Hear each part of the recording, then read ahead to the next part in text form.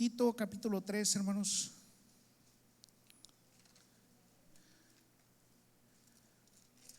Cuando ya lo tengan pueden indicarlo, hermanos.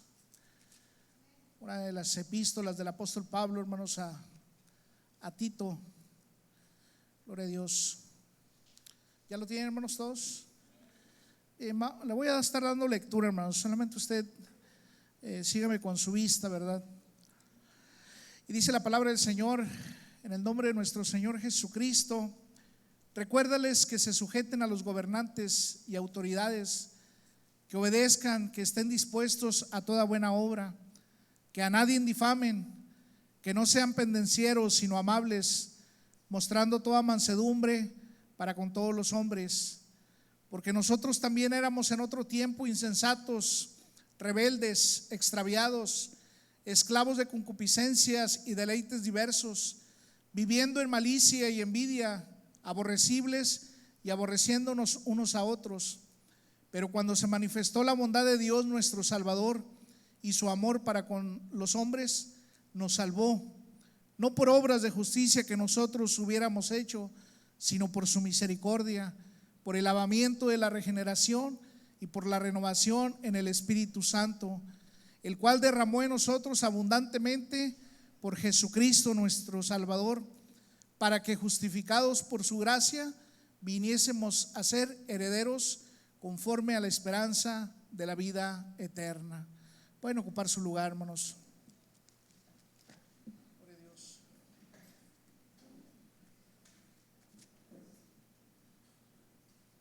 Gloria a Cristo. Yo creo que a lo mejor ya la mayoría, ¿verdad? O muchos de nosotros hemos leído este pasaje, hermanos, de Tito, ¿verdad? Y ¿sabe qué, hermanos? Una grande lección y grande enseñanza, hermanos, hay en estos versículos de la palabra de Dios. Y no sé si usted se ha detenido a meditar, ¿verdad?, en estos versículos que traen un manantial, hermanos, de riquezas para nuestra vida. Antes de continuar, hermanos, quiero dar gracias a Dios por la vida de los hermanos que nos acompañan, ¿verdad? Las personas que nos acompañan, ¿verdad?, en esta tarde. Sean bienvenidos todas las personas que nos acompañen por primera, segunda o tercera ocasión. Sean bienvenidos a la casa del Señor, hermanos. Nos da gusto que nos visiten aquí, ¿verdad? Y aquellos que no los habíamos visto, hermanos, también nos da gusto verlos. Y hermanos, al estar leyendo esta palabra, hermanos, como decía ahorita, hermanos, trae grande enseñanza para nuestra vida y una riqueza espiritual que si nosotros podemos leer detenidamente, hermanos, nos vamos a llenar de esas maravillas, hermanos, de la palabra de Dios, que habla, hermanos, acerca y va aún más allá de lo que es la salvación de nuestras vidas. Sabe que a veces ponemos énfasis en la salvación y damos gracias a Dios por ello, ¿verdad? Porque Dios nos ha salvado, Dios nos ha rescatado. Hemos podido ver y sentir, hermanos, las riquezas de la salvación, las maravillas de la salvación. Pero aparte, hermanos, de la salvación, ¿verdad? Hay muchas cosas más que Dios añade, hermanos, ¿sí?, a la salvación, o que conlleva y que lleva dentro de la salvación misma, hermanos, ¿sí? A veces somos o ponemos mucho énfasis, ¿verdad?, en cuanto a la salvación, pero hay muchas cosas más, hermanos, que trae la salvación a nuestras vidas, ¿sí? Y el apóstol Pablo le dice a los cretenses, hermanos, ¿sí?, y les da esta palabra, ¿verdad?, que quizás a lo mejor a veces pasamos, cuando leemos, pasamos de largo y no podemos meditar, ¿verdad?, en la palabra.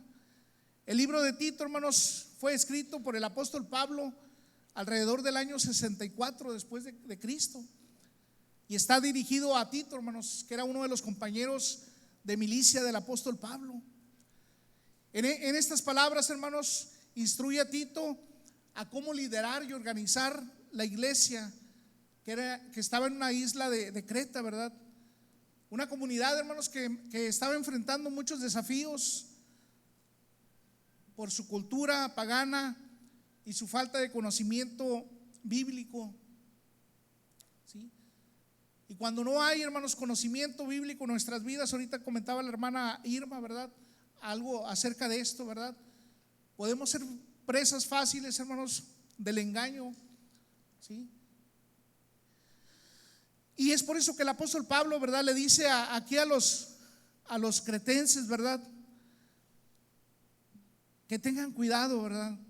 Y algo que dice, ¿verdad?, primeramente dice, recuérdales.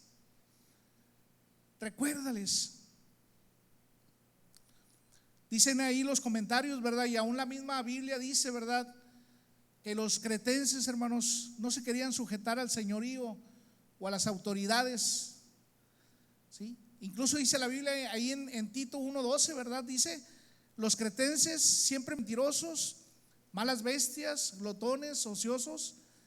Por eso Pablo les dice a Tito 3:1, recuérdales que se sujeten a los gobernantes y autoridades, y les dice que obedezcan, que estén dispuestos a toda buena obra.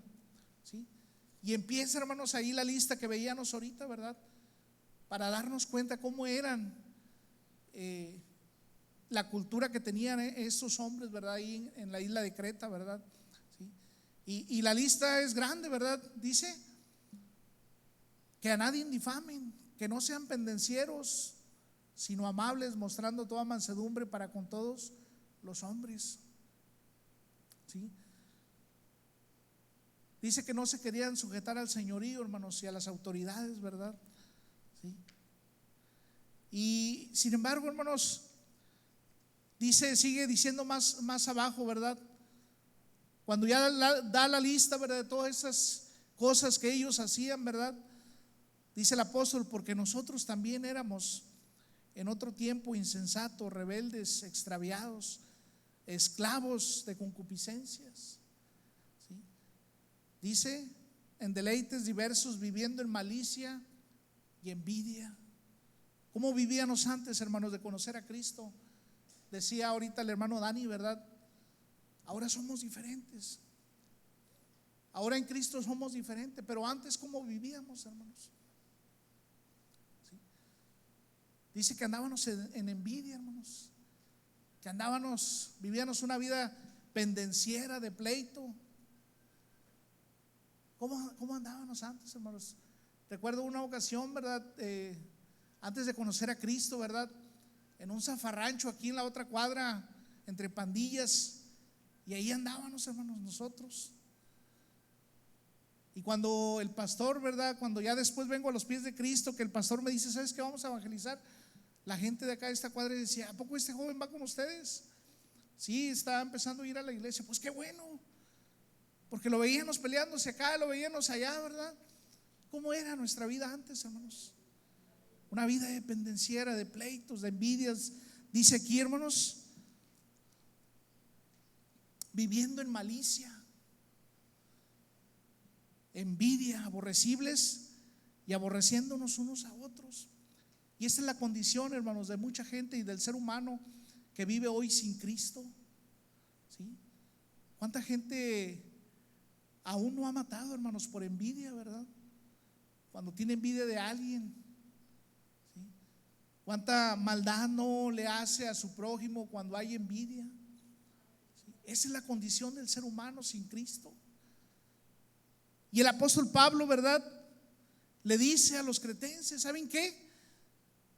Todo esto, ¿verdad?, que estaban haciendo. Pero algo maravilloso dice aquí, hermanos, en el versículo 4, ¿verdad? Dice, pero cuando se manifestó la bondad de Dios, nuestro Salvador. Hubo un cambio, hermanos, hubo algo, hermanos, que sucedió. Y dice la palabra del Señor, hermanos, que se manifestó la bondad de Dios, nuestro Salvador. ¿Sí? Si Cristo, hermanos, no se hubiera atravesado nuestras vidas, ¿qué sería de nosotros, hermanos? ¿Sí? Gracias a Dios por la bondad, hermanos, que se manifestó de parte de Dios para nuestras vidas. ¿Sí? Dice, pero cuando se manifestó la bondad de Dios, nuestro Salvador. La bondad, hermanos, brota de un vivo interés por el bienestar ajeno y se evidencia en actos serviciales y palabras amables. ¿Sí? Fíjese cómo se manifiesta la bondad de Dios. La bondad de Dios, hermanos, podemos verla de muchas maneras. La bondad de Dios podemos verla en la misma naturaleza, en un atardecer, en un amanecer, en los ríos, en la creación de Dios. Pero la bondad de Dios, hermanos, dice aquí que brota de un vivo interés por el bienestar ajeno. Como Dios, hermanos, viendo nuestra condición, como vivíamos, como andábamos, ¿sí? Dice que la bondad brota de un vivo interés por el bienestar ajeno. Dios, hermanos, cuando nos veía que andábamos ahí haciendo, ¿sí?, haciendo cosas que a Él no le agradaba, en toda esta lista que podemos ver aquí, ¿verdad? Dice que Dios, hermanos, se manifestó.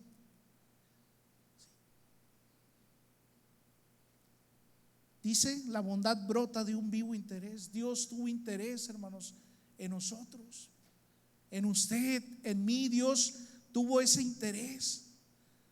Cuando todo estaba perdido para el ser humano, hermanos, cuando ya no había nada que hacer, cuando ya no había nada que hacer, hermanos, se escuchó una voz que dijo: heme aquí, envíame a mí. Cuando la bondad de Dios se manifestó, hermanos, cuando Jesús estuvo dispuesto a tomar nuestro lugar, Jesús fue nuestro sustituto ante el Padre, hermanos. Cuando el Verbo se hizo carne, ¿sí?, cuando se manifestó la bondad de Dios. Cuando la Biblia dice: haya pues en vosotros este mismo sentir que hubo en Cristo Jesús, dice, el cual siendo en forma de Dios, no estimó el ser igual a Dios como a cosa que aferrarse, sino que se despojó a sí mismo, tomando forma de siervo, hecho semejante a los hombres. Dice, y estando en la condición de hombre se humilló a sí mismo, haciéndose obediente hasta la muerte y muerte de cruz. Cuando la bondad de Dios se manifestó, hermano, Jesús estuvo dispuesto a venir y morir por nosotros. Dice la Biblia que se despojó de su gloria, hermanos, que se despojó, hermanos, de su gloria, dice, tomando forma de siervo, hecho semejante a los hombres. Y podemos ver, hermanos, estando en esa condición, hoy esta semana, hermanos, de hecho hoy inicia, ¿verdad?, lo que se le conoce como la Semana Santa. Y podemos ver, hermanos, en las películas la pasión de Cristo. Y podemos ver en la tele pasan, ¿verdad?, el sufrimiento que Jesús pagó, sufrió por nosotros, que Él estuvo dispuesto a morir por cada uno de nosotros. Es cuando la bondad de Dios se manifestó, hermanos, al ser humano, ¿sí? La bondad de Dios, hermanos, refleja su carácter. Dice la Biblia, hermanos, y lo describe como amoroso, justo y misericordioso, ¿sí? Y en ese amor, hermanos, es que mostró su bondad. Cuando Juan capítulo 3 versículo 16 dice: porque de tal manera amó Dios al mundo, que ha dado a su Hijo unigénito, para que todo aquel que en Él cree no se pierda, mas tenga vida eterna. Imagínense la bondad de Dios tan grande, hermanos, que dice: porque de tal manera amó Dios al mundo, que ha dado a su Hijo unigénito, a su único Hijo, lo dio, hermanos, ¿sí?, por nosotros. ¿No será tan grande la bondad de Dios, hermanos? ¿No será tan grande la misericordia de Dios? ¿Sí? Gracias a Dios, hermanos, por esa misericordia, por esa bondad de Dios nuestro Salvador, que un día se manifestó a nuestras vidas, que un día se manifestó a cada uno de nosotros, hermanos, ¿sí?, y pudo transformarnos y pudo darnos una esperanza de vida, una esperanza para poder seguir adelante, ¿sí? Y es cuando brotó ese vivo interés de parte de Dios, cuando ya todo estaba perdido, hermanos, ¿sí? vino Dios y se manifestó esa bondad. Dice el versículo 5, hermanos, que estando en esa condición y cuando Dios manifestó su bondad, dice que nos salvó, hermanos. Versículo 5 dice, nos salvó. La seguridad con la que Pablo habla, hermanos, dice, nos salvó. No dice, nos salvará. No dice, te salvará después, a lo mejor te salvará. Pablo lo da por un hecho, hermanos, y dice, nos salvó. Y nos habla de un tiempo presente, hermanos. Si hay algo, hermanos, de lo que debemos estar seguros es de nuestra salvación, ¿sí? Nosotros como cristianos, hermanos, debemos estar seguros de nuestra salvación, ¿sí? De no dudar de nuestra salvación, ¿sí? Juan 5:24 dice, de cierto os digo, el que oye mi palabra y crea el que me envió, tiene vida eterna y no vendrá a condenación, mas ha pasado de muerte a vida. Fíjese qué hermoso es la palabra, hermanos. Y la seguridad y el tiempo que habla abarca los tres tiempos gramaticales, hermanos: presente, pasado y futuro. Y dice, el que oye mi palabra y cree el que me envió, tiene vida eterna, ¿sí? Tiene vida eterna y no vendrá a condenación. Nos habla de un tiempo futuro, mas ha pasado de muerte a vida, tiempo pasado, ¿sí? Aun cuando venga el diablo y te diga, eres salvo, ¿de qué eres salvo? Aun cuando vengan los amigos y te digan, ya para qué vas a la iglesia, ¿sí? ¿A poco verdaderamente piensas que Dios te va a salvar? ¿A poco piensas que eres verdaderamente salvo? La Biblia dice que sí, hermanos, porque hemos oído su palabra, hemos creído aquel que ha enviado Dios a su Hijo Jesucristo, ¿sí? Nos salvó, hermanos. Usted esté seguro de su salvación. ¿Y sabe qué, hermanos? Dice la Biblia, nos salvó por su misericordia. Pablo le dice aquí a los cretenses, ¿verdad? O a Tito, que les diga a los cretenses, por su misericordia, ¿sí? Fíjese qué hermoso es la bondad de Dios, el amor de Dios, ¿sí? Por su misericordia. Dice aquí, hermanos, no por obras de justicia que nosotros hubiéramos hecho, ¿sí? Sino por su misericordia. Porque nosotros, hermanos, ni siquiera obras teníamos, ¿sí? Para podernos salvar a nosotros mismos. Dice la Biblia ahí en el libro de Isaías, hermanos, que aún nuestras justicias, ¿verdad? Dice, si bien todos nosotros no somos como suciedad, y todas nuestras justicias, o lo que nosotros creíamos que era justo, hermanos, dice, nuestras justicias como trapo de inmundicia, y caímos todos nosotros como la hoja, y nuestras maldades nos llevaron como viento, ¿sí? Nosotros ni siquiera, hermanos, teníamos obras para poder ser salvos. Pero dice la Biblia, hermanos, que es por su misericordia. Misericordia, hermanos, significa virtud que inclina el ánimo a compadecerse de los sufrimientos y miserias ajenas. Y otra vez está ahí Dios, hermanos, viendo por los demás, por los sufrimientos y miserias ajenas, ¿sí? Lo que lleva la bondad y la misericordia de Dios es que Él está viendo, hermanos, nuestra condición, ¿sí? Y es lo que le hace brotar su bondad y su misericordia para salvarnos, hermanos. Recuérdales esto, le dice Pablo a Tito, recuérdales esto, que no se les olvide, que no se les olvide por qué son salvos, ¿sí? Que no se les olvide que Jesús los ha salvado. Misericordia, hermanos, es un atributo de Dios en cuya virtud perdona los pecados y miserias de sus criaturas. ¿Sí? Todas las maldades, hermanos, toda esta lista que estos hombres y aún nosotros hacíamos antes de venir a Cristo, hermanos, Dios ha perdonado nuestros pecados y nuestras miserias, ¿sí? Y ese es el amor y la bondad y la misericordia de Dios. Dios le decía al pueblo de Israel: no por ser vosotros más que todos los pueblos os ha querido Jehová y os ha escogido. Y le dice: pues vosotros eras el más insignificante de todos los pueblos, sino por cuanto os amó y quiso guardar el juramento que juró a vuestros padres, os ha sacado con mano fuerte, ¿sí? Y os ha rescatado de la mano de Faraón, rey de Egipto. Dios le dice al pueblo de Israel: no porque eras un pueblo grande, no.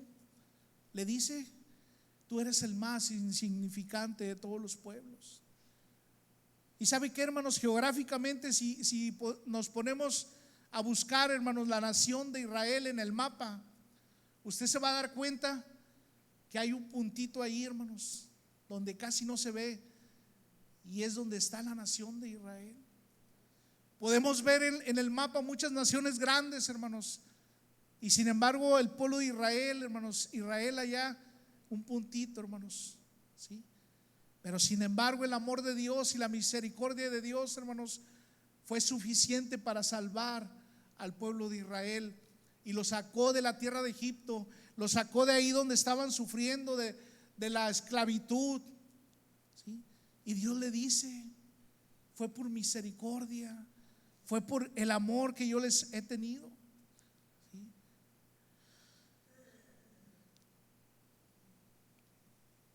Que nunca se nos olvide, hermanos, que es por su misericordia, ¿sí? Y es por eso que Tito le dice Pablo le dice a Tito: recuérdales, ¿sí? ¿Sabe qué, hermanos? A veces nosotros olvidamos de dónde Dios nos ha sacado.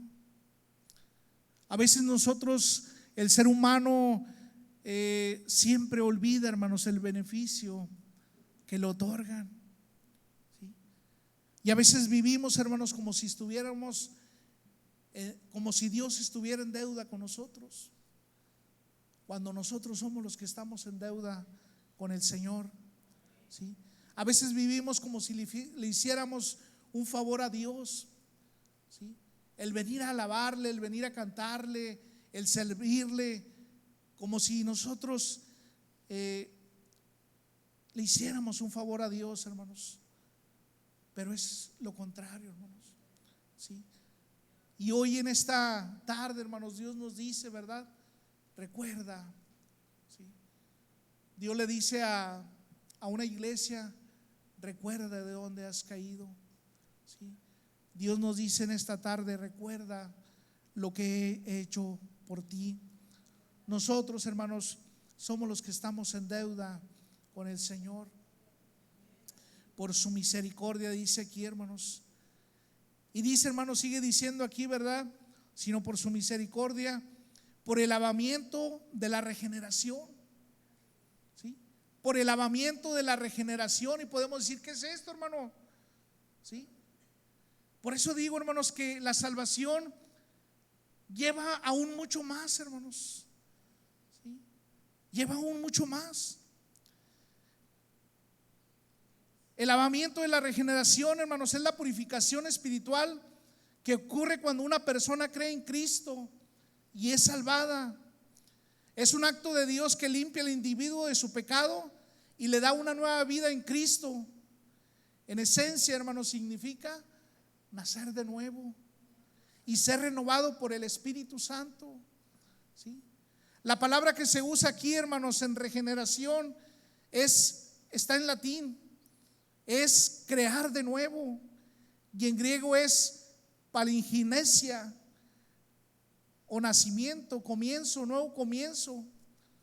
Dice, hermanos, que es una limpieza completa en la que nuestra inmundicia se convierte en un recuerdo lejano y nosotros como creyentes somos literalmente una nueva creación, ¿sí?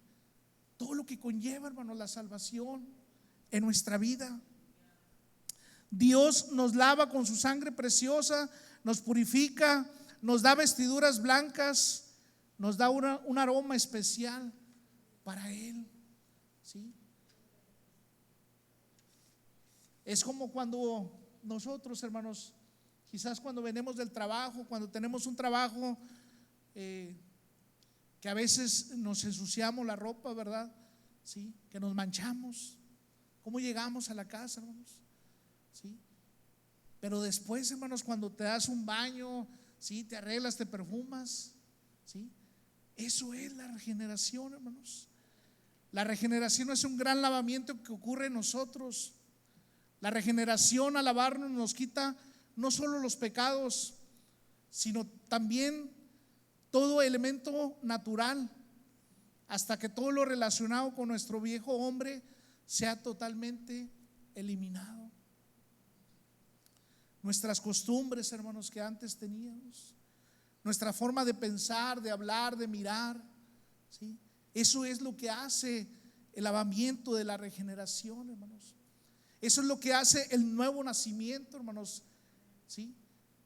Necesitamos, por eso Jesús le dijo a Nicodemo: necesitas nacer de nuevo, ¿sí? Y Nicodemo no lo podía entender y decía: ¿cómo puedo yo entrar en el vientre de mi madre y nacer otra vez? Y Jesús le dice: Nicodemo, ¿sí? Hay que nacer del agua y del Espíritu.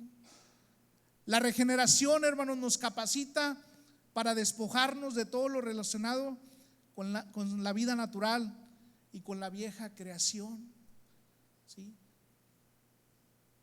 Para llegar a la nueva creación. Segunda de Corintios dice: de modo que si alguno está en Cristo, nueva criatura es. Todas las cosas viejas pasaron, he aquí, todas son hechas nuevas, ¿sí? La regeneración que tuvo lugar en nuestro espíritu efectuó en nuestro ser un lavamiento, el cual fue realizado por la vida divina que actúa como agua que nos lava, hermanos, ¿sí? La vida divina vino a nuestro espíritu a fin de que nuestro espíritu que estaba muerto fuese vivificado. Y al hacer esto, la vida divina lavó nuestro espíritu de toda cosa muerta, de todo elemento muerto. Esto hizo que nuestro espíritu que estaba muerto fuese restaurado, ¿sí? Efesios dice, ¿verdad? Y Él os dio vida a vosotros cuando estabais muertos en vuestros delitos y pecados.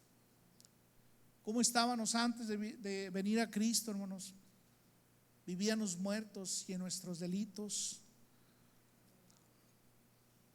Efesios también dice: aun estando nosotros muertos en pecados, nos dio vida juntamente con Cristo, ¿sí? Cuando nosotros estábamos muertos, hermanos, en nuestros delitos y pecados, vino Jesús y nos dio vida, hermanos, juntamente con Cristo, ¿sí? Esto es lo que es la regeneración, hermanos, ¿sí? En el Antiguo Testamento Dios ya había hablado acerca de esto y le decía: esparciré sobre vosotros agua limpia y seréis limpiados de todas vuestras inmundicias y de todos vuestros ídolos os limpiaré, ¿sí? Como Dios, hermanos, siempre toma la iniciativa y dice: esparciré sobre vosotros agua limpia y seréis limpiados, ¿sí? De todas vuestras inmundicias. Necesitamos, hermanos, nacer de nuevo, ¿sí? Necesitamos nacer de nuevo, ¿sí? Y algo que sigue diciendo aquí, hermanos, dice: y por la renovación en el Espíritu Santo. Que este es un proceso, hermanos, que va de la mano con el lavamiento de la regeneración, ¿sí? Cuando Dios ya nos ha lavado, hermanos, cuando Dios nos ha limpiado, ¿sí? Viene la renovación en el Espíritu Santo.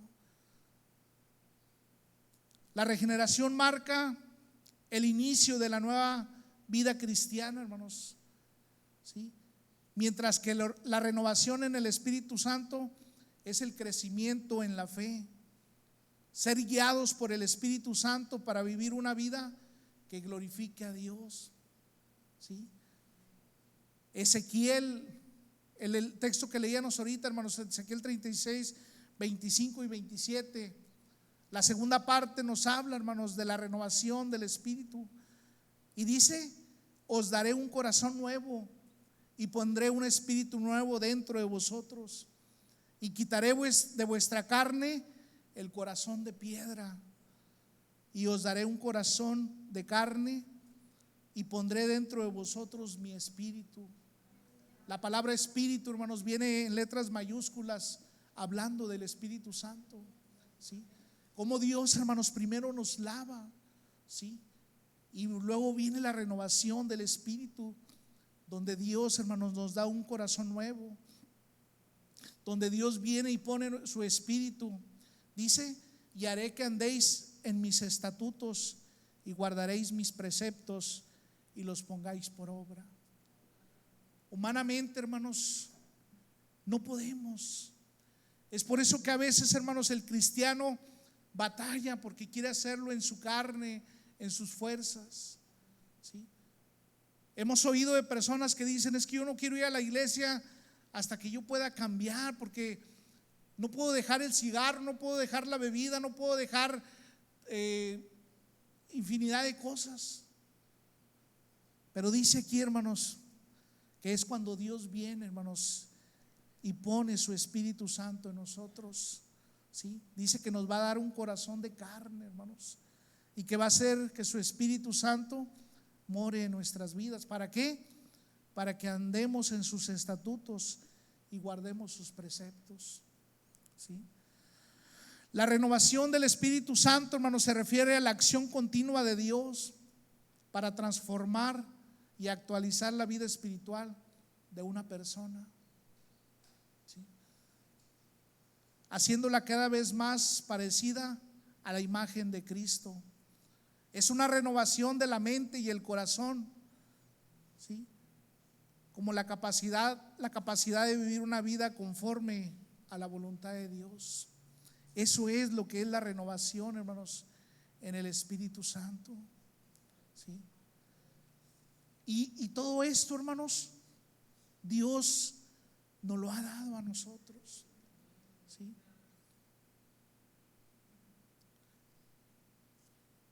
La renovación, hermanos, se realiza por la gracia de Dios y se manifiesta a través del Espíritu Santo, no por nuestras fuerzas o esfuerzos que nosotros hagamos, hermanos.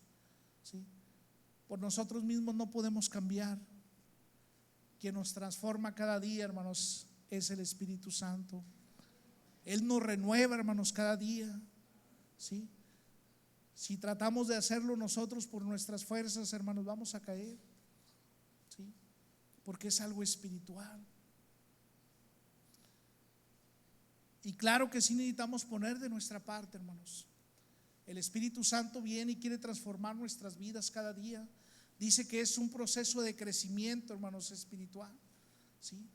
¿Qué quiere decir esto, hermanos? Que yo debo avanzar y quiero y puedo ir transformándome cada día, hermanos, porque Dios ya ha puesto su Espíritu en mí, su Espíritu Santo. ¿Sí?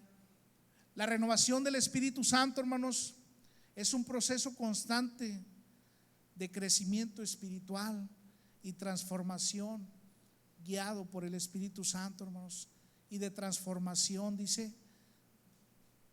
Entonces, hermanos, tenemos que ir creciendo, hermanos, en lo espiritual. ¿Sí? No podemos seguir estancados en un mismo lugar, hermanos. Cada día debemos ir creciendo y creciendo, hermanos. Dice la Biblia, hermanos, que debemos ir transformándonos cada día, hermanos. ¿Sí? Y era lo que el apóstol Pablo le decía a los cretenses, que tenían que ir, hermanos, creciendo. ¿Sí? Por eso Dios, hermanos, nos ha dado su Espíritu Santo. El Espíritu Santo, hermanos, tiene muchas maneras de obrar y lo veíamos ahorita en las clases. ¿Sí? Pero una de esas, hermanos, es que Él nos va a ir guiando al crecimiento espiritual y nos va a ir transformando día con día. No podemos seguir siendo los mismos, hermanos, que fuimos tiempo atrás. ¿Sí? El Espíritu Santo, hermanos, Dios nos lo ha dado para ir transformándonos. ¿Sí?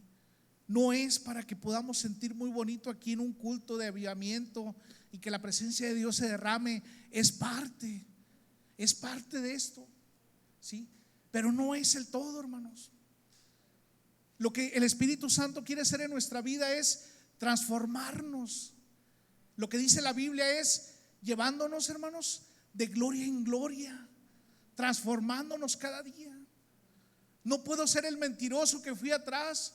¿Por qué? Porque tengo su Espíritu Santo que me va a ir ayudando para ir transformando, hermanos, transformándome. Tengo que ir creciendo. Dice la Biblia en 2 Corintios 3:17, porque el Señor es el Espíritu, y donde está el Espíritu del Señor, ahí hay libertad. Pero sigue diciendo, por tanto nosotros, mirando a cara descubierta como un espejo la gloria del Señor, somos transformados de gloria en gloria en la misma imagen como por el Espíritu del Señor. ¿Sí? Fíjese la transformación, hermanos, que debemos tener por su Espíritu del Señor. Y es por eso que Dios ha puesto su Espíritu Santo en nosotros, hermanos, para ir transformándonos. ¿Sí? Significa, al reflejar la gloria del Señor, nos vamos transformando en su imagen cada vez más parecidos a Él. Esto se debe, hermanos, a la acción del Espíritu del Señor. ¿Sí? Pablo instaba a sus lectores, hermanos, pero también nos insta a nosotros a dejar que el Espíritu Santo forje esa transformación en nuestras vidas, hermanos. Déjate transformar por el Espíritu del Señor. Déjate transformar, déjate moldear por el Espíritu de Dios. ¿Sí? Cada día el Espíritu Santo nos va a ir transformando, hermanos. El Espíritu Santo, hermanos, podía librarnos y puede librarnos del pecado, pero también llenarnos de amor santo, de poder espiritual y de alegría. La renovación del Espíritu Santo, hermanos, afecta la manera en que pensamos, sentimos y actuamos, trayendo un cambio interior y exterior en nuestras vidas, hermanos. ¿Sí? Y se manifiesta, hermanos, en la capacidad de amar, perdonar, orar, servir, evangelizar, ministrar. Ahí se manifiesta, hermano, la transformación del Espíritu Santo. ¿Sí? Dios quiere transformar nuestras vidas. Dios quiere irte llevando de gloria en gloria y de victoria en victoria. La pregunta es, ¿estás dispuesto? ¿Estás dispuesto a ser transformado cada día?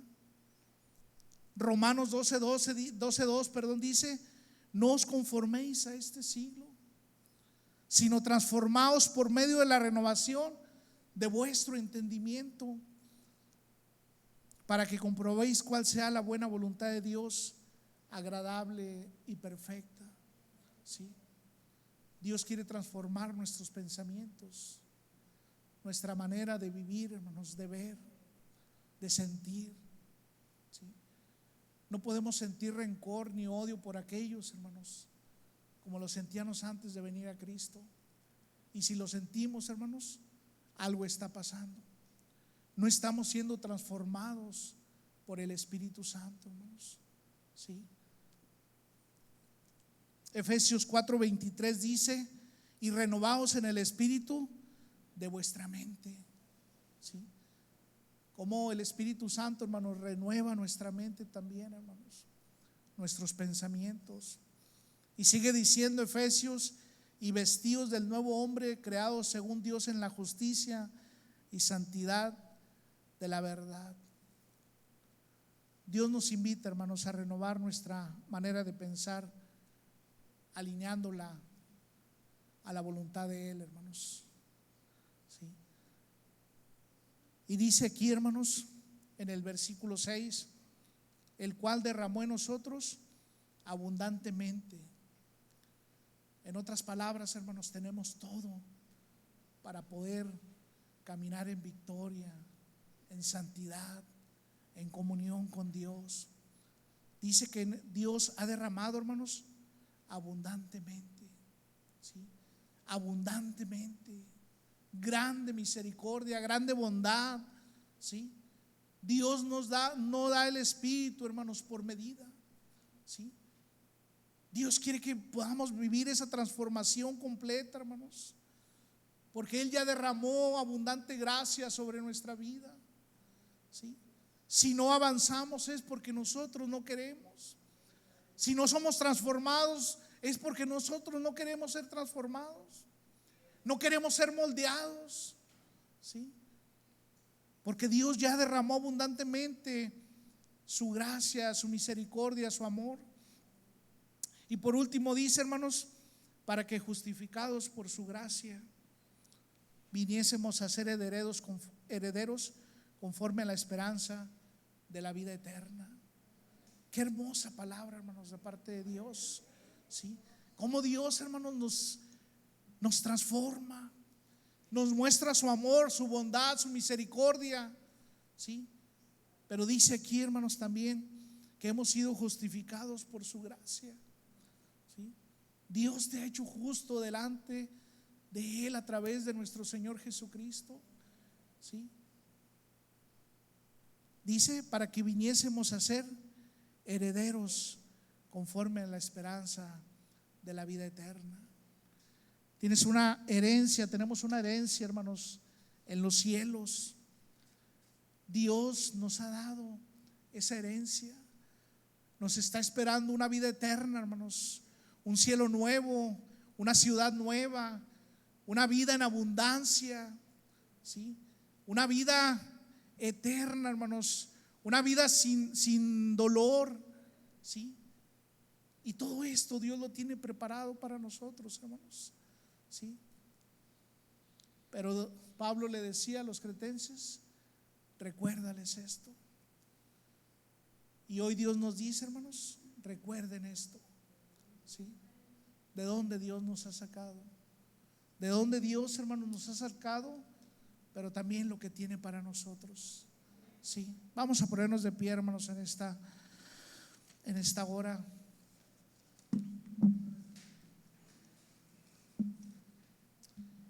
Y vamos a orar delante de Dios, hermanos. Y yo no sé cómo tú te sientas en tu vida. Yo no sé cómo estés viviendo la vida que Dios te ha dado. Es una vida de transformación, hermanos. Es una vida de victoria.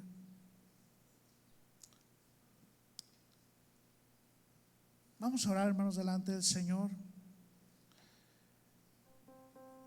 Y vamos a pedirle perdón a Dios si hemos vivido igual, hermanos, que antes vivíamos. Pedirle perdón a Dios. Pero también, hermanos, si quieres cambiar, aquí está el Señor que te va a dar la fortaleza, la fuerza.